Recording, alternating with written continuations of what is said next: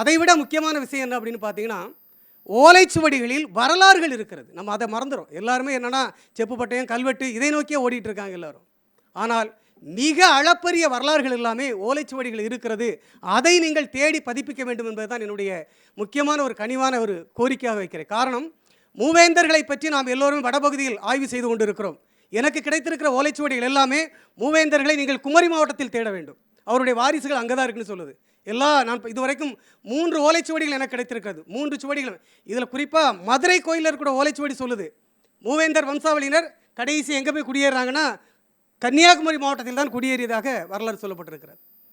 இந்த வரலாறுகளை நீங்கள் தேடி தேடி பார்த்தாலும் எங்கேயுமே இல்லை. அதே போல் கடைசி பாண்டியர்கள் என்று சொல்லக்கூடிய வள்ளியூர் பாண்டியர்கள், அவர்கள் உங்களுக்கு தெரியும் கன்னியாகுமரி மாவட்டத்தை ஒட்டி தான் இருக்குது. கோட்டையடிங்கிற ஒரு இடம். அந்த வரலாற்றை ஐவராசாக்கள் கதை என்கிற ஒரு கதைப்பாடல் மிக தெளிவாக பதிவு செய்கிறது. கடைசியில் அவர் ஆலங்குளம் என்கிற பகுதியிலே தற்கொலை செய்து கொண்டு தன்னுடைய உயிரை மாய்த்த வரலாறுகளாம் இருக்கிறது. ஆலங்குளம் பகுதியிலே அவரை புதைத்த வரலாறும் இருக்கிறது. அப்போ இந்த வரலாறுகளை நாம் தேட வேண்டிய ஒரு காலகட்டத்தில், குறிப்பாக தமிழ் சுவடிகள், நான் இன்றைக்கு சொல்வதற்கு வெட்கப்படுகிறேன், ஏறத்தாழ சுருணை ஓலைகள் அப்படின்னு சொல்லக்கூடிய வரலாற்று ஏடுகள் 50 லட்சத்திற்கும் மேலே இருக்குது. ஒரே ஒரு உதாரணம் சொல்கிறேன் உங்களுக்கு. கன்னியாகுமரி மாவட்டத்தை கேரளாவோடு சேர்த்த பொழுது,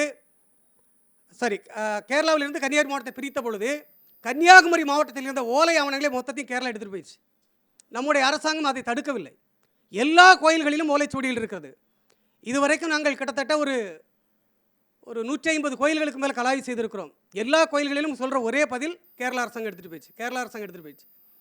அப்போ கேரளாவுக்கு சமீபத்தில் நான் போயிருந்தேன். அப்போ அங்கே இருக்கக்கூடிய கிழக்கே கோட்டைங்கிற பகுதியில் ஒரு பெரிய ஆவண காப்பகம் இருக்குது. அங்கே போய் பார்த்தீங்கன்னா லட்சக்கணக்கான தமிழ் சுவடிகள் உள்ளேருந்து அழிஞ்சிட்டு இருக்கு. அவர்களுக்கும் படிக்க தெரியாது. இது பெரிய வேதனை. அவர்களுக்கும் படிக்க தெரியாது. கட்டுக்கட்டாக ஓலைச்சுவடிகள் அங்கே இருக்குது. அத்தனையும் தமிழ். அதை படிப்பதற்கு அங்கே ஆளே இல்லை. கீழ்த்திசை சுவடி நூலகம் கேரளா பல்கலைக்கழக வளாகத்தில் இருக்கிறது. அங்கே போனீங்கன்னா ஒரு 5024 அரிய தமிழ் சுவடிகள் இருக்குது, தொல்காப்பியம் உள்பட பழமையான சுவடிகள் அந்த நூலகத்தில் இருக்குது. சரி, இந்த சுவடிகளை படிப்பதற்கு அங்கே ஆள் இருக்கானா? அதுக்கும் ஆள் இல்லை. மிக அரிய சித்த மருத்துவ நூல்கள்லாம் அங்கே இருக்குது.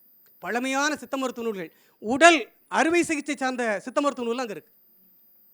ஆனால் இந்த சுவடிகள் எல்லாம் அப்படியே அங்கேருந்து அழிஞ்சிக்கிட்டே இருக்குது. ஒரு நபர் கூட இல்லை. நான் 22 வருஷத்துக்கு முன்னால் கேரளா பல்கலைக்கழகத்திலேருந்து வெளியே வந்தேன். அதற்கு பிறகு இத்தனை ஆண்டுகளில் ஒரு ஓலைச்சுவடிகள் கூட அந்த நூலகத்திலேருந்து வெளியே வரல.